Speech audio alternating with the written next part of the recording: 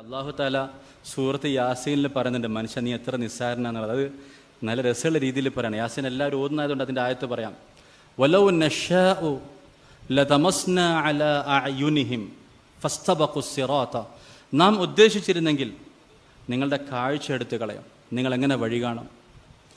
വലൗ നശാഉ ലമസഖ്നാഹും അലാ മകാനതിഹിം. നാം ഉദ്ദേശിച്ചിരുന്നെങ്കിൽ കോലം മറിച്ചു കളയും. ഫമസ്തതാഉ മുളിയം വലാ യർജിഊൻ. നിങ്ങൾക്കൊന്നും അനങ്ങാനോ വരാനോ പോലും കഴിയില്ല. അപ്പോൾ ചില ആൾക്കാർ ചിന്തിക്കും, ഏത് നിരീശ്വരവാദികളൊക്കെ ബാക്കിൽ വരാനുണ്ട്, അതിനല്ല ആദ്യം കുറച്ച് ബുദ്ധിജീവികളൊക്കെ ചിന്തിക്കുമല്ലോ, അങ്ങനെയൊക്കെ പെട്ടെന്ന് കോലം മറിഞ്ഞു പോകും, അങ്ങനെയൊക്കെ പെട്ടെന്ന് കാഴ്ചയൊക്കെ പോകും, പതുക്കെ പോകുള്ളൂ. അപ്പോൾ അടുത്ത ആയത്ത് വമൻ നുഅമ്മിർഹു നുനക്കിസ്ഹു ഫിൽ ഖൽഖി അഫലാ യഅഖിലൂൻ. നിങ്ങൾ ആയുസ് കൂടുമ്പോൾ ആരോഗ്യം കുറയുന്നത് കാണുന്നില്ലേ, നിങ്ങളെന്താ ചിന്തിക്കാത്തത്?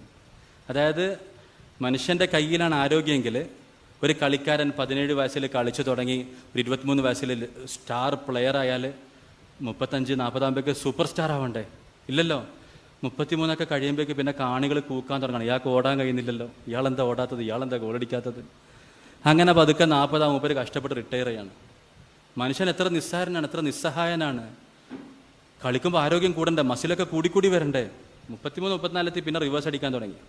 അപ്പം അള്ളാഹു പറയാണ് വമൻ നുഅമ്മിർഹു. ഇപ്പോൾ കുറച്ച് ചെറിയ സംശയം ചോദിക്കുന്നവർക്ക് ചെറിയ ഉത്തരം. നിങ്ങളുടെ ആയുസ് നീണ്ടു വരുമ്പോൾ നിങ്ങളുടെ ആരോഗ്യം കുറഞ്ഞു വരുന്നത് കാണുന്നില്ല, പിന്നെ അവസാനം തുടങ്ങിയെടുത്ത് തിരിച്ചെത്തല്ലേ, ജനിച്ച അവസ്ഥയിലേക്ക് മനുഷ്യൻ എത്തുകയല്ലേ. നിങ്ങൾ എന്താ ചിന്തിക്കാത്തത്? ആ അള്ളാഹുവിന് നിങ്ങളുടെ ഒരു ഭാഗം തളർത്തി കളയാൻ പറ്റും, സംസാരശേഷി ടക്ക് എന്ന് പറഞ്ഞ് ഇല്ലാതാക്കാൻ പറ്റും. ഗൾഫിൽ പോയി 50 കൊല്ലം സമ്പാദിച്ചു, ഒരൊറ്റ അസുഖം വന്നാൽ 3 ദിവസം കൊണ്ട് കടക്കാരനാകും.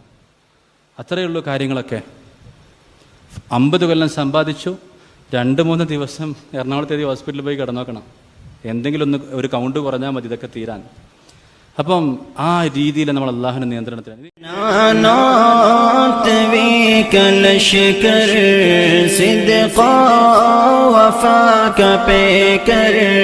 ഉലമാ